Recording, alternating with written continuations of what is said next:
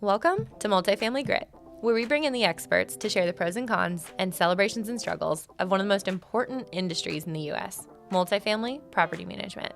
I am joined today by Kristen Diamond, Vice President of Multifamily Management at Hayman Company, one of the nation's leading privately owned commercial real estate firms with an incredible lineage of experience and success. Kristen's experience spans more than 2 decades, leading diverse, nationwide portfolios comprised of conventional and market, and student, senior, affordable, urban, high-rise, mixed use, and even some military housing. Essentially, you name it, she's done it. And she's extremely passionate about creating success through a lot of methods, but one I'm most interested in, democratic processes. One of the many topics we are actually going to dig into today. And before we get started, we are sponsored today by Fortress, the only core property management operating system built with an emphasis for affordable owners and operators. Fortress revolutionizes affordable management by reducing applicant processing time to help save you money, generate cash, and drive your teams and properties to success. And don't forget, if you like what you hear today, please like, subscribe, and share with someone you think would enjoy this episode. So, Kristen, thank you so much for being here with me today. Oh, well, thank you for having me. I'm very excited to be here today. Yeah, same. And your experience in this industry is just incredible. You know, I speak with so many operators who have experience in affordable and in conventional, but rarely, and I really do mean this, rarely have I encountered someone who has such diverse experience as you do. So I'm excited to tap into that. Well, thank you. I actually consider that diversification one of the greatest gifts that multifamily has given me, is that exposure to all the different types of housing. So thank you very much. I love that you look at that as a gift. I think that's just so beautiful. And my last guest, actually, David and I discussed how important it is to choose how you interpret situations. So, you know, whether or not you choose to see opportunities like that could be obstacles, and you see them as gifts or opportunities. And so, anyway, I love that. Yeah, absolutely. Well, Kristen, before we dig in, I'd love for you to share with our listeners how you got your start in the multifamily industry. So, like most or all of us, it was inadvertent, although truthfully, my parents did this back in the 70s and 80s. I grew up putting notices on doors, pulling No. weeds. Oh, yes. This is the Cleaning first time I've heard pools. this. This is good. hmm and it was a long time ago where husband, wife, or partner teams were just very Yeah. popular in property management at the time. And my mom was the manager, and my dad was the maintenance supervisor. But it was how our family thrived, right? Yeah. And so while I didn't recall while I was navigating childhood that that was particularly fun or not fun. I intended to go to school and be an elementary school teacher. I was going to teach third grade, and that was my major with a minor in English. But when I was in college, multifamily creeped up on me again. And that was my where I was living, the apartment community, the manager. This was so long ago, Kerri, I'm almost embarrassed to admit this, but No. she smoked in her office. And I went in to pay my, $300 rent. And that's honestly what I think it was. It was not the best place, but to pay my $300 rent. And she said, Kristen, you have a cute personality. How would you like to have half off your rent if you work, work the weekends, or work one day during the week and work the weekends, and I'll give you like half off your rent. And I was like, sign me up, Right? absolutely. So that was my start. And, people say, well, what was your position? It's like, I was like part-time file person. Like they didn't even trust me to lease apartments at that point, right? So, but through that, I grew into, I really enjoyed how every day was different. And Mm. it wasn't like, working at the grocery store or working at Blockbuster. Yep, Blockbuster was open back Hey, then. I remember those days. Don't worry. Um, I just really enjoyed that every day was different. And so I Yeah. moved into leasing and um, into full time and became an assistant manager. And I'm still at the same time I'm juggling my elementary education, and Yeah. it kind of dawned on me. About that point that, well, actually, I joined the military, came back, jumped right back into multifamily. And it dawned on me that I really wasn't, I didn't feel as passionate about working with children as I was enjoying the diversification of what multifamily was providing me and all of those challenges. And so Yeah. it ended up, like Godfather, sucking me in, and I have never done anything else since. Oh my gosh, that's such an awesome story. And think of Yeah. finding your path and what you really enjoy and something that you didn't even realize when you were going to school. That might be something that you would be so interested in. And I feel like that happens to a lot of us, right? Yeah. That end up in this industry. Yeah. But yeah, Yeah, I love it. And just following your heart. And I do think that the multifamily industry is so interesting. I mean, you said it so well. You use the word diverse over and over again, and it's so true. I mean, each little property, and I mean, I say little, it could be 50 units, it could be 500 units, but each property is its own business. I mean, you're absolutely. managing legal issues and contracts and HR and IT and facilities and sales and collections and customer service. I mean, the list goes on and on. It's really incredible. And so you get to touch so many different facets versus if you were to go work in a big company, like a massive company, you'd only be doing one of those silos and you wouldn't have that exposure. So it's so diverse. Exactly. Yeah. Exactly. Yeah. I Um, think it definitely attracts those who are able to that naturally are natural multitaskers, oh, such a good way of putting it.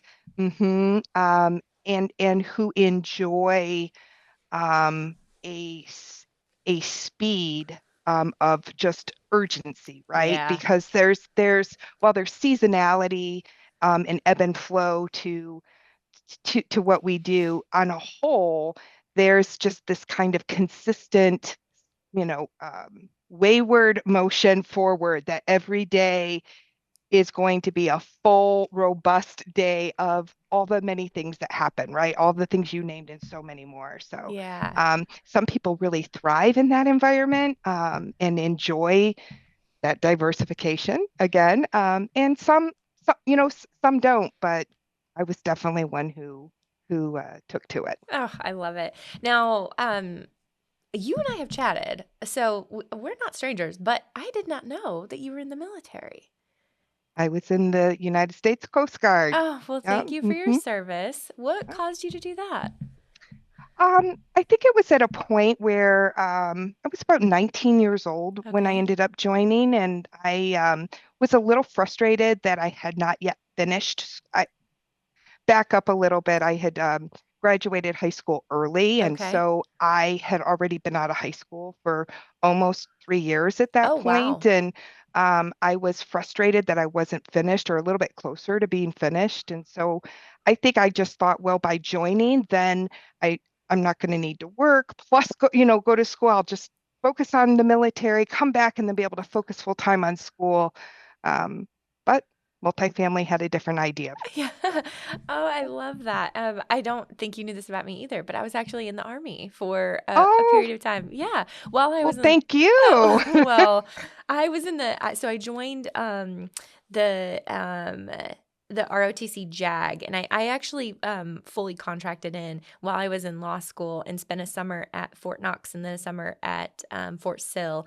But I broke both of my feet while I was training at Fort Knox, so I wasn't able to fulfill my commitment. I had to be released from my contract. I did, however, get to spend a year working in Iraq for a Department of State contractor, which was a really, really unique experience that I'm very grateful for, humbling, eye-opening, unique experience that I'm super grateful for.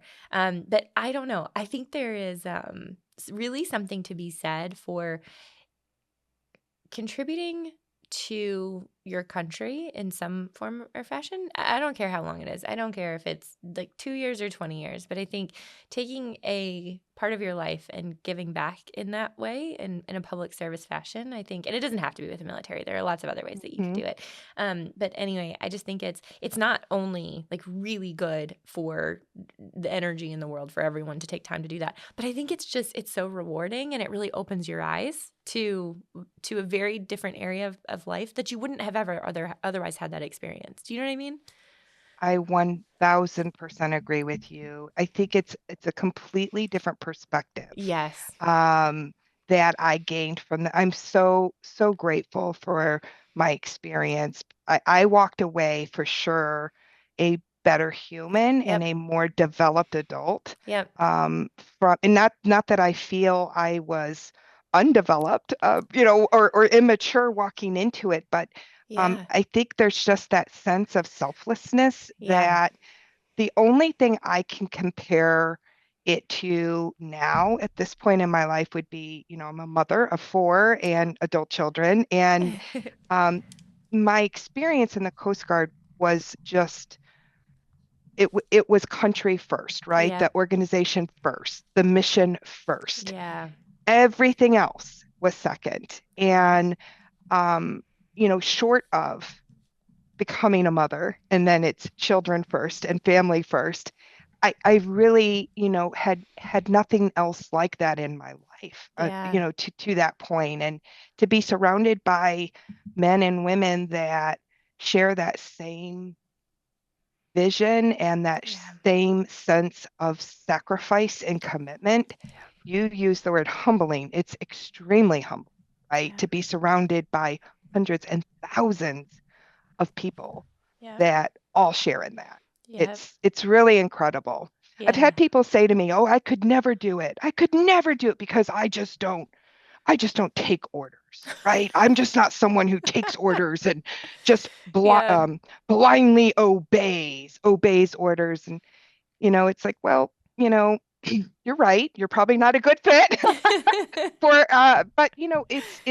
it's beyond. That's really where the beauty is, right? Yeah. Is in loving our country, and loving our, like, I love the Coast Guard. I love my fellow coasties, and um, so much that regardless if I was 100% sure of what I was doing was right or not right, or even what to do. I was waiting for that direction and trusting that direction that I was doing the right thing Yeah. for the greater whole. Yeah. So Yes.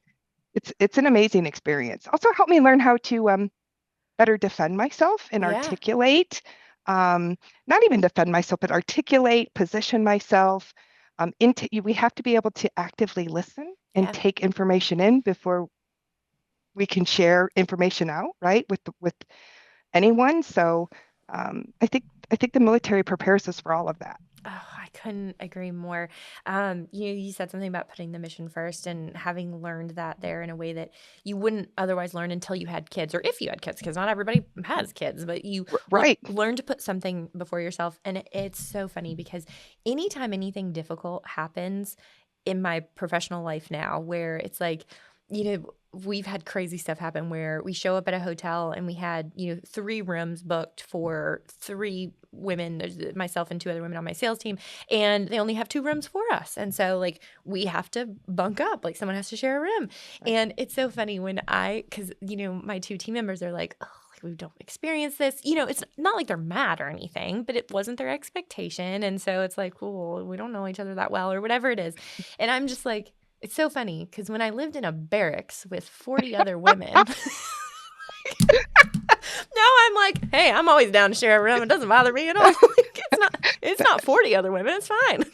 So true. So true. We have to choose between 2 queen beds. We're not arguing who's on the top and bottom bunk. So Exactly. yeah. Exactly. So I Yeah. I love the perspective that it kind of just completely shifted in my life. So, um, Absolutely. and it's so funny. You were speaking about the person who said that, like, they don't take, I can't take orders and blah, blah, blah. It reminds me of a quote that's near and dear to my heart because I'm a huge meditator. But there's a quote that says, if you don't have time to meditate for 30 minutes a day, then you should meditate for an hour. Like, like saying, Ah, like, if you're the type of mm, person who is saying, like, no, I don't have time, I don't have time, I don't have time, like, then you're actually the person who needs to do it more. So I would say that the people, I'm assuming men, but the people that you've been talking to who are like, I can't take orders, and be like, you're the ones who need it the most. right. Exactly. Exactly. um, So true. I will say it taught me, there's one human from my experience at Fort Knox that I will never forget, Drill Sergeant Bryant. And man, I don't know if you read or have read any of David Goggins' books, and there's some good and there's some bad to them. But anyway, he talks about how, and this is a general philosophy, I think, in the military, where it's like our brains tend to shut down at 40%. So like we generally think that 40% is like our maximum output. It's actually only 40% of what we really could do, and that there's a whole nother 60% beyond what we thought we could do, but it's because our brains kind of shut down, but physically we could go past it. And Drill Sergeant Bryant got me past 40% many, many, many times, and I hated him for it.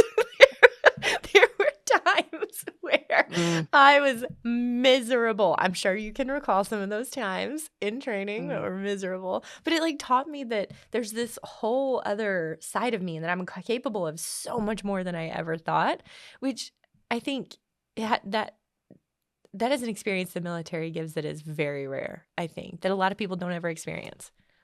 I agree with you. I've said before, I'm not an advocate, nor would I push everyone to be in the military, but Agreed. Yeah. I do think that boot camp in of itself, even just boot camp, if Yeah. every American could experience Yes. what we learn and how we develop through boot camp, it's, I think, just an incredible, amazing experience for everyone. Yes. So you know, day one, I just felt like this like helpless little bird that, um, geez, I didn't know left from right, up from down. It was very, I was terrified. Yeah. Um, and on graduation day, 3 months later, I felt like the strongest human being on the planet. I mean, Yes. there was no one, right? Like it was just as if, you know, the sea parted and Kristen Diamond came walking through. It was like, wow, look at this incredible thing I did and that I was a part of. And that's what they do is, Yeah. that saying they I don't know, break you down Yep. isn't so Yeah. much, but they definitely rebuild you up, Yeah. right, into um what is expected. And Yeah. uh it's it is an incredible, I think, opportunity Yeah. for everyone if they could offer that, right? Like get out of high school, go to Yes. boot camp, and then decide what you want to do. Yes. Oh my God. I've never heard someone say it that way, and I'm on the bandwagon. I love that so much because you're right. They do break you down, but what they break down is that feeling of being a helpless bird, which we all felt like Right. when we went, right? But that's what they break down. They break down like the mental blocks that we have that we think we're not capable of doing it, or we can only do 10 Absolutely. push-ups when really you could do 50. Like, but it's breaking down that Mm, block. It's breaking down this sense of individuality that's negative, where it's like I have to do everything and I'm the mm, only one and it's me, which this world tends to, especially Western culture, really tends to push. But becoming a part of a team and saying, like, you don't have to do it by yourself. Like, you have a team that's going to help carry you there. And in fact, without the team, you couldn't accomplish the mission. So like you need the people. absolutely. And so I think it breaks down like that inherently implies something negative, but I think it's really a positive experience. It just breaks down that all the blockages that we have in our mind to then allow us to like rebuild in this incredible way. So I love that. I love that idea. I have so many ideas of what high school students should be doing instead of what they're actually doing in high school right now. And now I've added that to my list. So. On the next podcast. curriculum in the United States. That's going to be a big one. Yes, it is. It is. I'll have to have you back that one for that one since you actually have education in it and I do not. So, oh, too fun. Well, my goodness, I had no idea we were going to spend so much time talking about something that is so unique, I think, for us to have both have had that experience. I love that. Thank you for chatting about that with me. Yeah, me Um, too. but probably going back to what you thought we were going to talk about. So life at Hayman. What are you guys working on right now? What sort of initiatives are you excited about and looking forward to in the new year?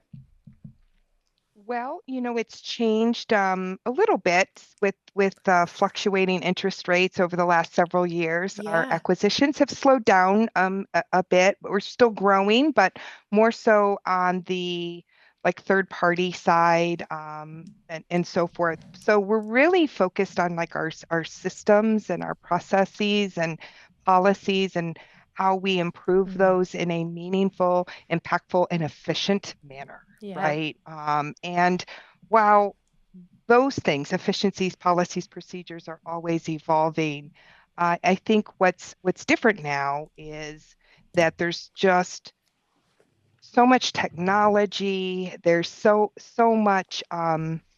There's AI now and the impact of Yeah. AI influence, um, and there are just so many different opportunities on how to approach all of those things that there's, I think, a little bit of disconnect between all of them. And it becomes for us now, what we're focused on is how do we communicate, collaborate together as an entire company to be on the same page and ensure that we're not just looking at the right things, but we're going about it the right way, right? And Yeah. in a manner that people are buying into, they're engaged, and have Yeah. ownership.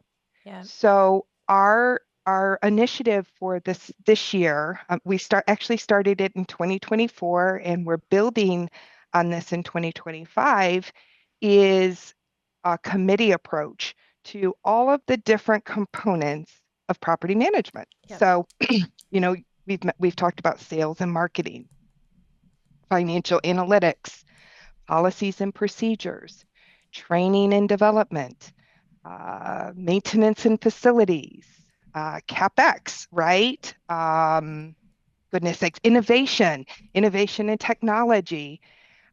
We even have what we're calling a Hayman We Care committee, which is really more people focused. It's all about our people and how we stay connected to them and how we how we understand their needs and we do right by them, Hmm. looking forward. So our approach is break all of these things up into different committees, um, invite people in and invite players and people in who traditionally we may not have included, right? So there's a heavy emphasis on site personnel, inviting in not just managers and supervisors either, but maintenance technicians, groundskeepers, leasing professionals, part-time leasing professionals, bring so that everyone has a voice and we're Yeah. making decisions that that we believe will be more successful for the communities, our residents, and ultimately our team. Yeah. Yeah. I love this. I think that I don't, most executives I know would never in a million years exclude on site team members from a point of ego or arrogance. But there is a matter of efficiency, right? It's not Mhm, easy to, and it's not necessarily mhm, efficient on the front end to create these sort of committees and to create this sort of structure and process and deal with calendars and make sure that everyone mhm. can be there and that you have that sort of participation.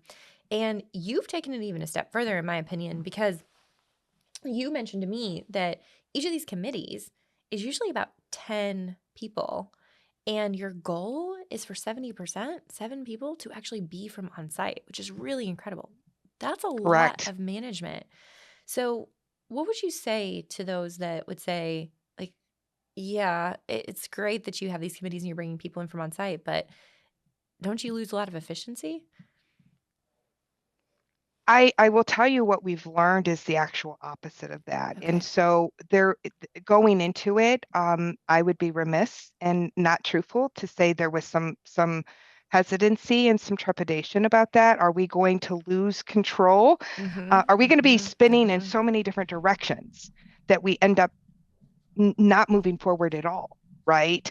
But what ended up happening is the points. So in the past, we would roll out an initiative, right? Implement a new initiative, let's say. And we would learn through that implementation what worked and what didn't, which means now we're pulling back, we're adjusting, re-implementing. Okay, now we learned this lesson, we're pulling back, we're adjusting, we're evolving, we're sending it back out to the sites. Here's another thing. Oh, yep, forgot about that. Pull it back, adjust, and we're going to send it back out to the site. I'm Now, laughing uncomfortably because I've been there. So, oh, yeah, I think we all have. And like then the site teams are just frustrated. yeah, They're feeling burned out.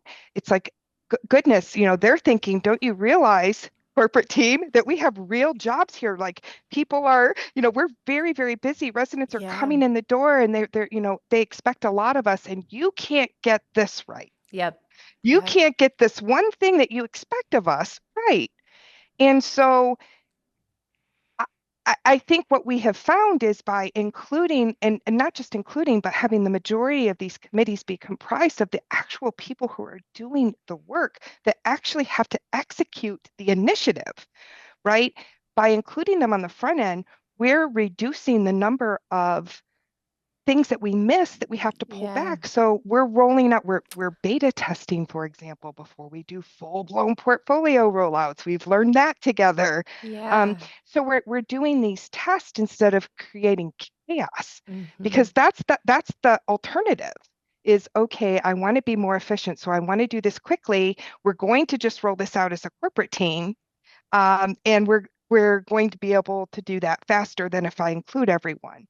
But it actually creates a lot more time and hardship and heartache for hundreds of people, right? Yeah, Because we failed to do the work on the front end. yeah. So slowing down on the front end. So yeah, decrease in efficiency on the front end, but maybe it takes longer to make the decisions and it takes longer to plan the rollouts. But on the back end, you're seeing a lot more success and a lot of efficiencies in the actual rollout. Exactly. And, you know, the other positive is that because everyone knows these committees are comprised of site personnel, and so it's us doing this together and not just the corporate team, right? It's not the Mm-hmm. regionals or just HR or training or the VP or accounting, whatever the case might be, that we really are collaborating. We're doing it together. It's not another damn corporate initiative that gets ignored. Um, Maybe the email gets flagged. If we're lucky, it gets flagged. And higher, there's a higher level of adoption and buy-in Yep. because it's peers rolling this out, Yep. not that Charlie Brown adult voice, right? Yeah. It's like, oh, okay. Well, Andrew did this. That Yep. must mean that if Andrew can do this, then I can do this, right? And so Yeah. there's just a little bit more, I think, authenticity in Mm. what we're doing from the beginning by Yeah. by adopting this method. Yeah. Oh, I think that's so smart. I mean, I can't tell you how many times we have seen on-site team members through my past 13 years of experience in multifamily. We've seen on-site members immediately rebel. It's like immediate. Like as soon as you say anything's new, and they're just immediately like, mm-mm. And it's not because they're terrible humans by any means. It's because they've been burned before and they know how Right. busy their job is, and they're like, I can't take another hour's worth of energy. Like I'm not fulfilling my day-to-day commitments in a way that I'm proud of as is. Especially like as a leasing consultant, I'm only allowed to work 40 hours. Like I'm not fulfilling my commitments to the level I would like to be fulfilling them to today. And you're going to give me something else to do and deal with. Like I don't. And so it's like this immediate drawback. But I think to your point, if Andrew says it's a good idea and Andrew's done all the research and he's been in the meetings and not just Andrew, but Andrew and James and Sarah and Melissa and That's all right. the 70% of this committee is my peers and they said it was a good idea, then it's like, okay, maybe I don't have to balk away from it like immediately. Maybe I'll give it a chance.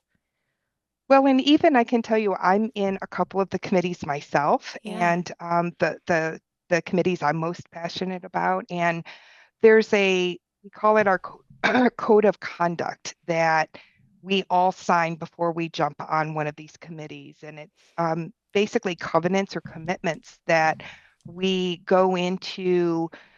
We go into this like number one, the 70% rule, right? So it has to be a committee is not considered a quorum if it's not comprised by a majority of on-site team members. So that's the first thing. We always create an agenda. We have minutes. But things like confidentiality, leaving our ego at the door.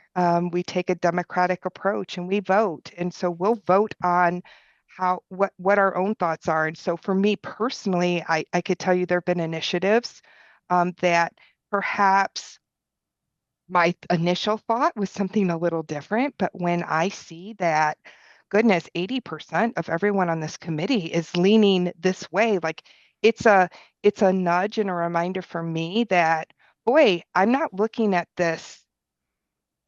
There's another way for me to look at Yeah. this. Yeah. And so it's a reminder, and I think again, it's not intentional on any of our behalves, but I think just as professionals, we're very busy, Yep. very, very busy in this industry. I think there's sometimes that's maybe one of the greatest challenges and mistakes that we make is because we're moving so quickly, we don't take that minute to say, oh, is there another way? Is there something more I can do? Is there a different way to look at this? Or am I just that knee-jerk kind of reaction that you described? Am I conditioned to just respond the way I think I should respond? Yeah. And it's just so important we keep learning. Like I say this to people and I feel like it sounds self-deprecating, but I actually mean it that I feel like I know less today than I knew 30 years ago when I started this, and it's just because things are changing so quickly and there's so many different ways to get to a finish line. And mine isn't the best one. Yeah. Oh, Um, and I've learned that, you know? I have so much respect for that. In fact, I would agree with you that I know less today than I did 30 years ago, and it's because I am aware of the fact that I know less now. That's Do right. you know what I mean? Like, and I think there's something so incredible about getting to that place of humility where it's like, I don't really know anything. Like, everything I think I know is my perception of reality based on my experience of life and where I'm sitting today. And going into that room and being open to hearing what everybody else has to say, especially those who are like boots on the ground in the day to day, in the muck, dealing with the reality of multifamily management, and their perception is very, very, very different and very important. And so, I have so much respect for that, for saying that I don't really know anything anymore. Like, let's just take a step back and listen to the people who are dealing with it day to day and what they have to say. Absolutely. Absolutely. I love that and I'm so glad you brought it up, the code of conduct and the covenants that you abide by in these meetings. But I do have to ask still, and I think it's brilliant. Is it still hard to get, especially the committees you're on, is it still hard to get people to speak up? Initially, I would say when we first started, definitely more so than now. Yeah. I will tell you, and so by limiting to corporate team members, this was out of the gate how we feel we've been successful bolstering confidence because let's face it, we are a society of norms and a Yeah. society Yep. of um, the majority, Yep. right? And so, kind of back to well, if 80% of the committee is thinking X and I'm thinking Y, Yeah. the comfort comes in, but 80% of everyone thinks like I do, right? When Yeah. when when when you're them. And so Yeah. we've That's tried so true. to, we've tried to layer it that way intentionally. It's by design so that there is comfort out of the gate being able to speak up. Yeah. The other thing is we've all gone through, like the regionals and I, some level of like facilitation training, how to Oh, properly wow. facilitate, how to properly facilitate these types of committees, right? Because there is a propensity, if I'm involved in something, I have no problem jumping in and let's take the, let's grab everything by the bootstraps and pull up and get started and Yeah. so forth. But you know, it's really important that we learned approach these things differently. That the facilitator isn't always a corporate team member, and in fact, we rotate. We even Oh, rotate who takes minutes. Sometimes I'm the minute taker in the group, or for the committee. Um, and or I am the agenda, topic collector for the mm-hmm. following month. And I think that by it rotating that way and structuring the committee meetings in such a manner, we're just continuing to kind of build off of that synergy of creating more free flow Yeah. in communication. Oh my gosh, that's so smart. The biggest part of all of this, I think, is from a psychological standpoint, is creating that psychological safety so that they can speak their mind and so they can be open and honest and those sorts of things. And you doing that in two really specific ways, like creating the safety in numbers, is so smart, is so strategic and so intelligent. And then, but the fact that you've taken that a step further and actually implemented this facilitation training for some of the leaders is really incredible. So you took that training. I What's a did. Could you share anything from that training that you learned specifically, or maybe something that stood out to you as a skill that you hadn't thought about before or that you've been able to put to use? Think one of the most profound and for myself, what I put myself through was AIT training, so like Okay. national faculty training, faculty member training or instructor training. And that is a multi-day over the course of a week process, and it really required a lot of vulnerability. I will be honest. I remember one of the facilitators said, it kind of struck this like boot camp chord in me a little bit, of not everyone who is here today will be here on Thursday or Friday when we finish. And I I love was it. like, like Not what you're expecting to hear in a class like that. Yeah. exactly, exactly. But as I navigated the classes, I quickly figured out why, because this was not just to participate and at the end of this you get your certification. It was actual real in the moment coaching and feedback as to how I would deliver information. Oh, And wow.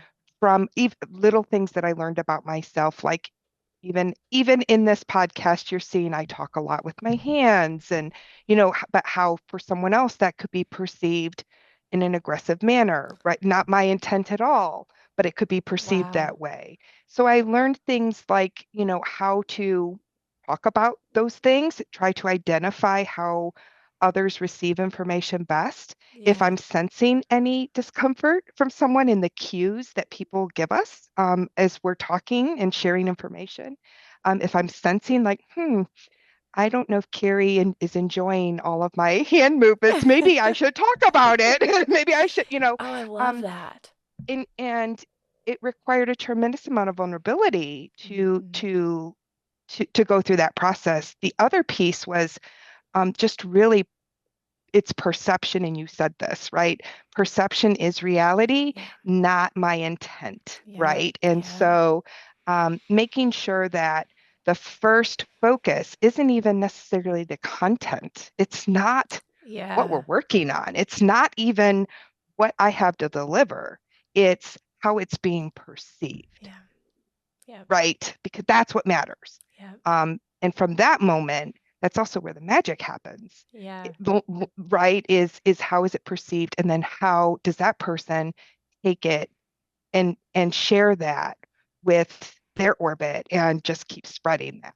Yeah. So, Yeah. Oh, I love that so much. And I really like thinking about it in a business setting. And in all honesty, I think about it a lot less from a business perspective personally. And you said it, having children, I have two boys, and having children teaches you so much about life and yourself and who you are as a human and how you engage with others. And something that I learned so early on with my oldest son is that there is a big difference between intent and impact. And mm, my intent with him is always so good and so pure and so righteous, and so like wanting him to have all the experiences in life that he can possibly have, and understanding of life and all of these things. And but my impact to him a lot of times when I'm going on and on is like, oh my god, it's another freaking life lesson from mom.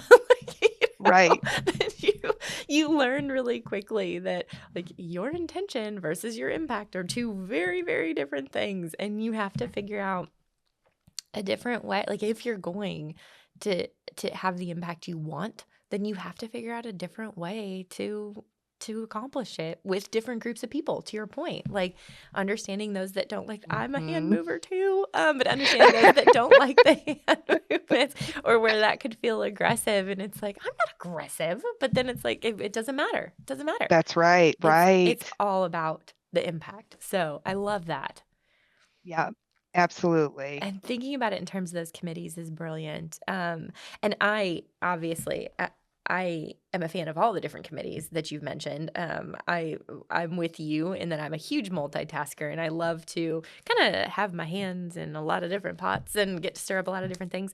But I'd love to know, do you have an example of a success from one of these committees that you're super proud of, or something that you guys have accomplished through these committees that, or I guess it doesn't even have to be a success. You could do or a failure and a failure. I think either are, they're both incredible learning opportunities. Well, I think one of the and this really is an industry-wide related challenge for all of us right now on the staffing side. And I actually believe, not to digress, but I believe we have staffing challenges both on the front of the house and the back of the house, Agreed. office and maintenance. Yep. We talk a lot about maintenance, but I do think it's both sides. But specifically maintenance, we had an initiative last year for our maintenance teams to reduce turnover. Turnover is extraordinarily high on the Yeah. site level for maintenance, particularly. It's extremely competitive right now. As far as hourly rates have, increased 30, 40% even Yeah. in just the last 24 months. So our initiative was really, and this hails from the We Care Committee. Really trying to focus on how do we show our maintenance team members how much we value them, really, Mm-hmm. and what the impact that they have, not just as a team member of ours, but also for the communities in which they serve, and just show them love and appreciation because really they are just boy, they're dealing with just the thick of everything, right? Mm-hmm. Everything that's gross and dirty and nasty and hot and cold and, 3 o'clock in the morning. And, Yeah. they do so much. So the initiative was how do we do that? How do we reduce turnover and how do we show appreciation, Yep. right? And so we started to go through kind of the normal gamut of well, we could do a maintenance appreciation week, and we could do, a maintenance um, a maintenance technician or a groundskeeper of the month, or all of these different ideas. Buy lunch, all of this stuff. And we ended up through this committee coming up with, no, we're going to do something different. We're going to do a summer celebration, like the busiest season of all. The heart that, they're working hard all year round. But summer, it's just doubly Yes. complicated by Yep. all of the turns and so forth. HVAC So issues. Yep. Mm-hmm. exactly, Mm-hmm. Summer is exactly. brutal. Summer is brutal. Lots of emergency calls and so forth. So we decided we were going to make this a summer celebration of our maintenance team at Hayman Company. And so we did this in a variety of different ways. We put together a kit, a summer kit for each maintenance professional that included neck fans, cooling towels, spray misters. We identified, located, and stocked a fridge every day, twice a month with nothing but their favorite food, drink, snacks, jerky, you name it. I mean, they're like maintenance wow fridges, right? Oh my Um, gosh, that's mhm. amazing. Along with, little Tylenol packs and Advil, all of that too. Um, and so that was our focus, right? Like, and all Mhm. summer long, this was just like there's no budget excuse. We're not saving money on this. We're not like this is we are doing this for every single one of our maintenance team members. And we actually saw, our average maintenance turnover is, about 55%, I would say, which is just ridiculously high. Yeah. Nationally, it's can be as high as 70%. So we're doing Yeah. better than nationwide, but it's still very, very high. In summer, where we would expect it to be high, that's typically where it's higher than ever, Hmm. right? Because we have the most burnout. We actually reduced that by just a few percent, but it was still a reduction when typically like we will see it creep as high as, 60% or more. So Yeah. to me, that was a huge win. And really based on the feedback from the maintenance teams, we learned even more, right? Like, hey, it's great that you provide uniforms, but they're kind of the wrong uniforms. Like, here's Mhm. some more uniform ideas that we would like to share with you. This would make us more comfortable.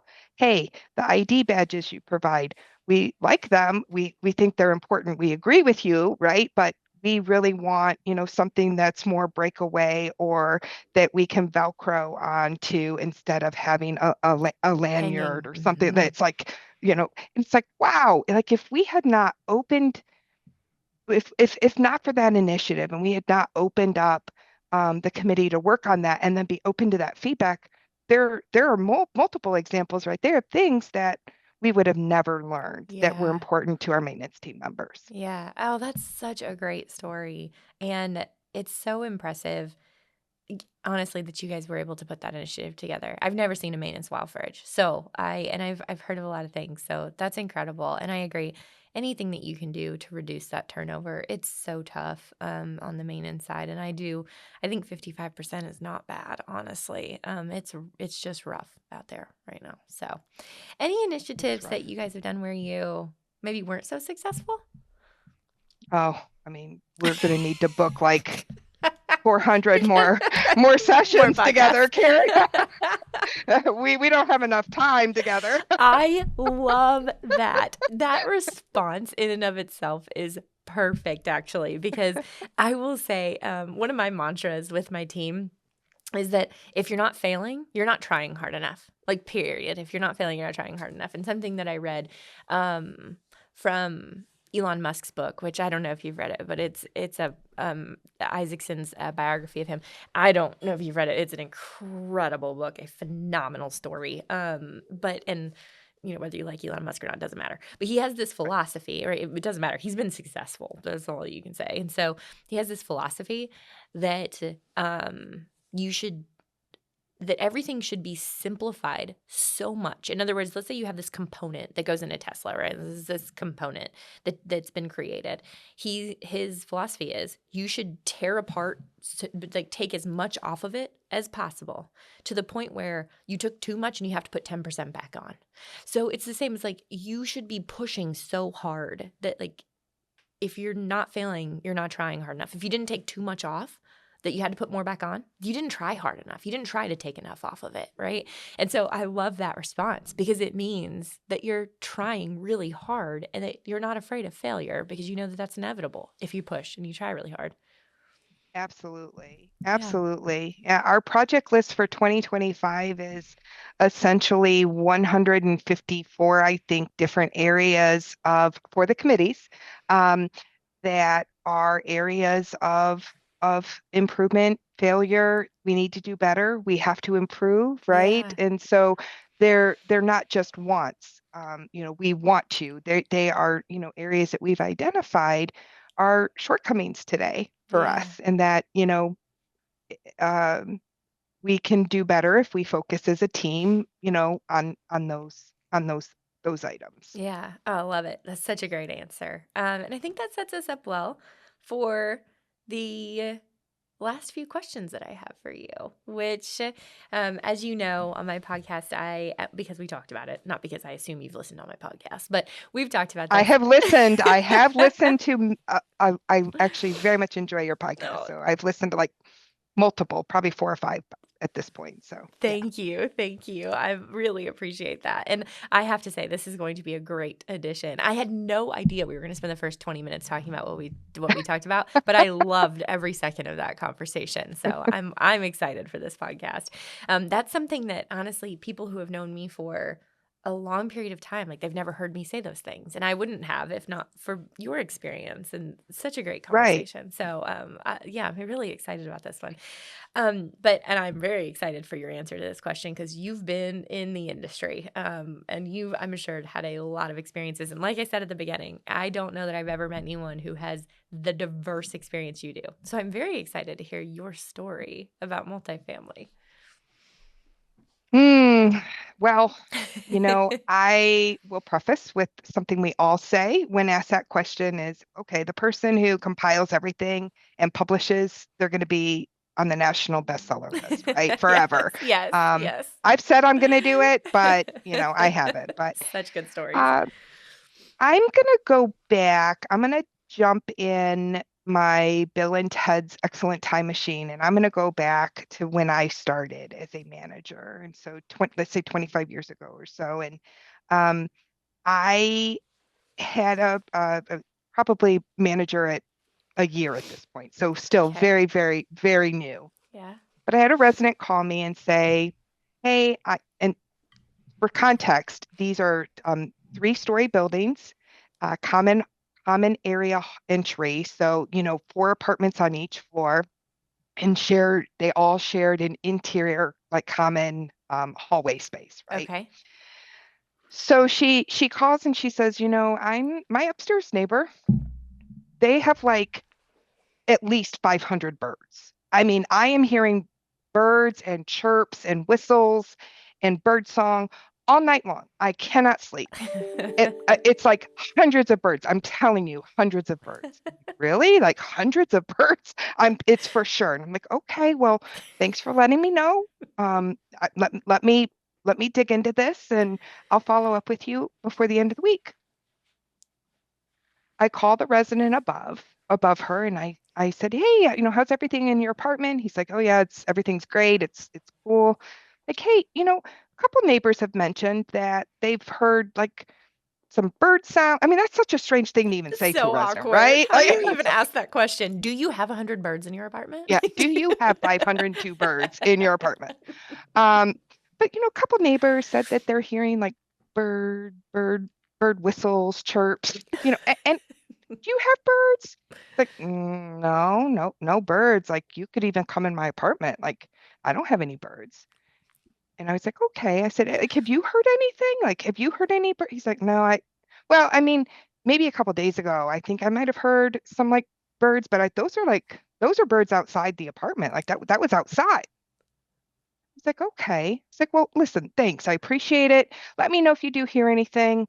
We hang up. I call the resident back who complained, and I said, hey, well, I didn't say hey, but I said, yeah, I called your neighbor, and he is, he's confident he doesn't have any birds, doesn't have any animals, and I'm wondering because he did mention he thought he might have heard something that maybe there's something outside, like a bird's nest. So I said, I'm going to send maintenance, do a perimeter walk around the building, see if there's some nest or something like that. She's like, okay, fine. She's like, but I mean, I'm a 40-something-year-old woman. I think I know what bird sounds sound like and where they're coming from. I'm like, I agree. I agree. We hang up. Maintenance does the inspection. No bird nests found, nothing. She calls back, probably not even 2 weeks later. She's like, I told you. I told you that this person, like this guy above me has birds. And again, all last night I didn't get sleep. I can't go to work. Now I missed work. You're going to give me a rent credit, just the whole gamut. And I said, okay, you know what? I am so sorry. I'm so sorry that you're experiencing this. I understand this must be incredibly frustrating. Let me get into that apartment. I said, are you sure it's the upstairs? She's like, I'm 100% sure. I said, okay. I said, let me schedule an inspection of the apartment and I'm going to follow up with you. But I hear you. I understand how serious this is. I'm It's dying over here. I was like, about, I'm on the edge I of my know. seat. She's like, it's about time. And I'm like, okay, I got this. I call the neighbor again upstairs and I'm like, hey, so sorry to bother you again. But you know what? We're thinking that maybe it's in because he's on the top floor, right? Yeah. She's sandwiched between. We're thinking, maybe there's something in the vents or maybe the balcony rafters. Like we're not exactly sure, but we'd like to come in tomorrow and just take a look. Is that okay? He's like, okay, that's fine. He's like, what time? And we say a time and maintenance and I go the next day. The apartment is clean, tidy. There's not a lot in it. Maintenance checks vents, checks the balcony rafters, looks for good measure at the balcony floorboards. Like nothing. We could find nothing. The only thing that I could know, and no birds, obviously, no pets, no pictures of birds, no stuffed animals, like nothing. There is Pictures of nothing in the apartment. birds. The only thing was it was a two-bedroom apartment, is there was an imprint, like a large rectangular imprint in one of the there was one vacant bedroom on the floor, like in the carpeting that I could see. And I was like, Oh, oh, he okay. must be like, maybe he moved a bed or he's moving in, he's buying a new bed, whatever the case might be. Didn't Okay. even think about it. So I call her back. I say, hey, now I actually inspected. There's no bird, no pictures of birds, no stuff. I'm like, there's nothing there. And she's like, well, clearly you don't want to help me. Oh, Clearly this isn't serious for you. And I said, it is like at this point now, even maintenance, I was talking to maintenance and they said it was the building had zone valve heat. They said that they were willing to come back up to your apartment and see if maybe sometimes zone valves whistle. She's like, I know what a bird chirp is. I'm like, well, we would just like to verify that your zone valve, because that's in your apartment. Sometimes it can whistle, it can sound like that. And then we're gonna oh. hire a contractor to come in and go in the attic and just make sure there's nothing. She's like, why would an attic that I'm not even facing the attic? Like, why would the attic even. And I'm like, I hear you, but Oh, I'm trying to like rule all things out here. yeah. So I do those things. It yields nothing. She calls the corporate office. She talks to my regional. My regional calls me, Oh, says, Kristen, what's going on?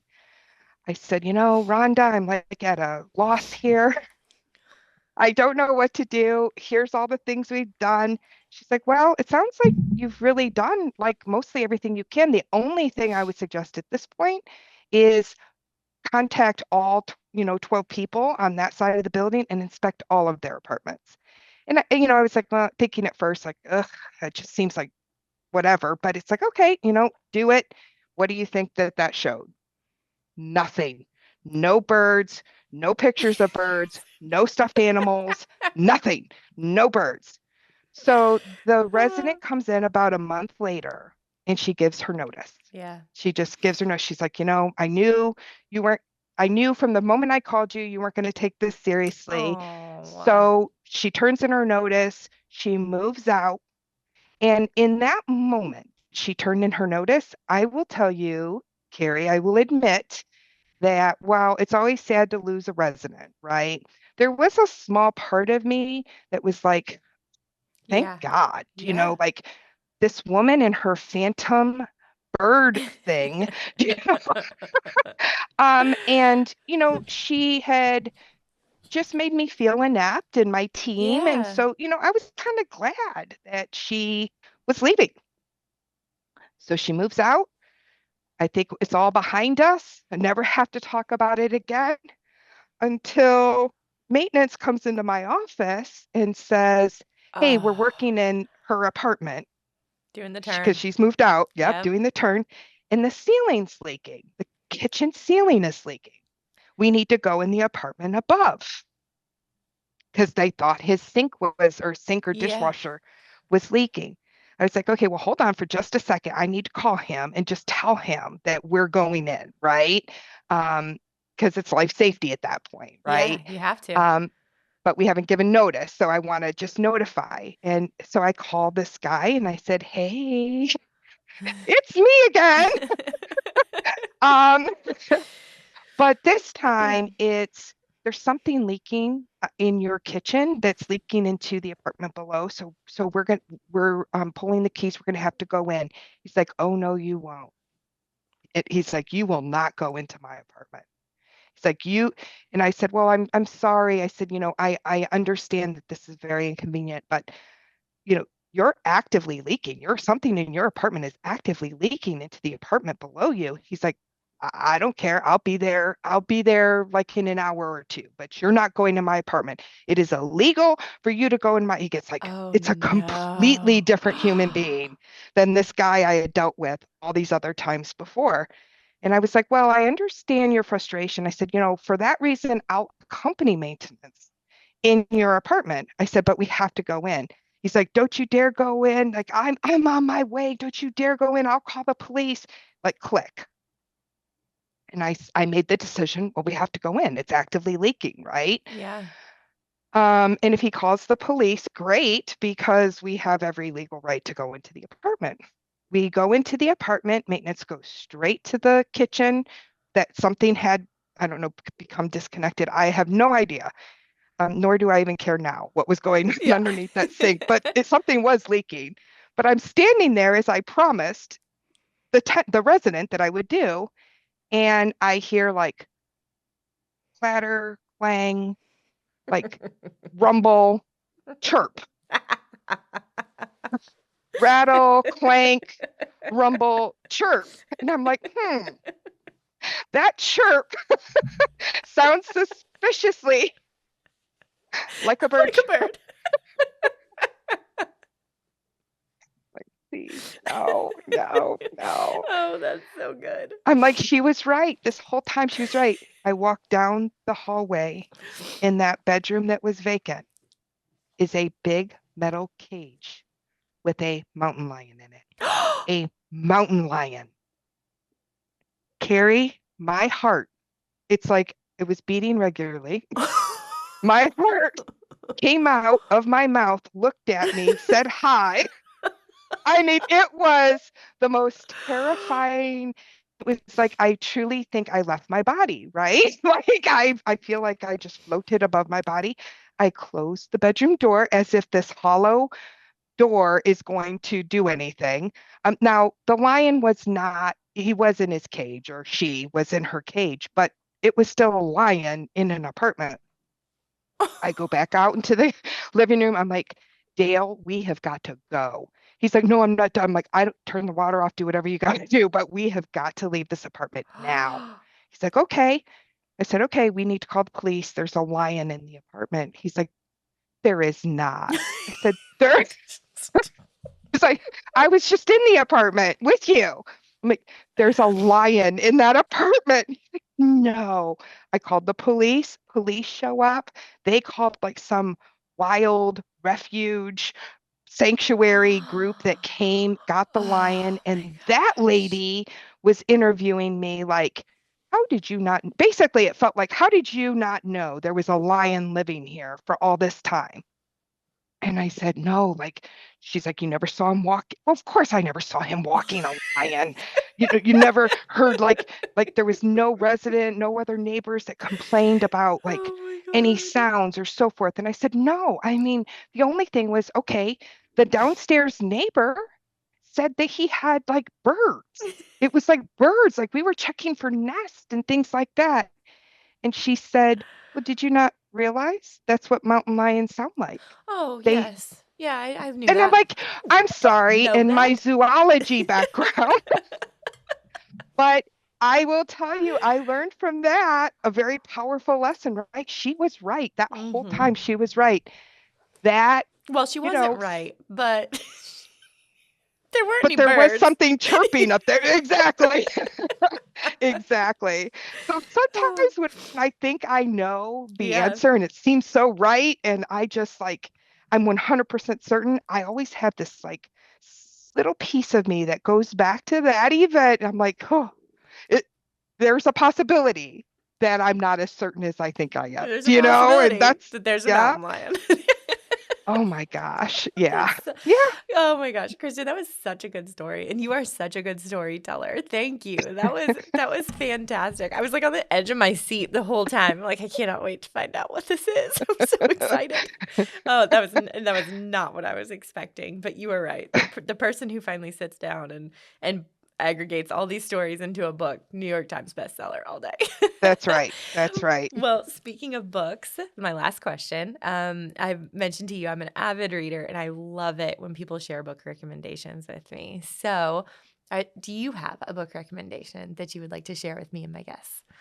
Mm, I have read many, many good ones, but I think most recently my favorite would be it's a collection of small journals from the Harvard Business Review about emotional intelligence.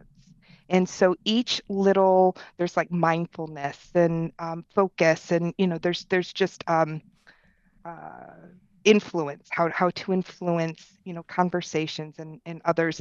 But it's the equivalent of like Who Moved My Cheese or Fish. It's a Yeah. very short, small read.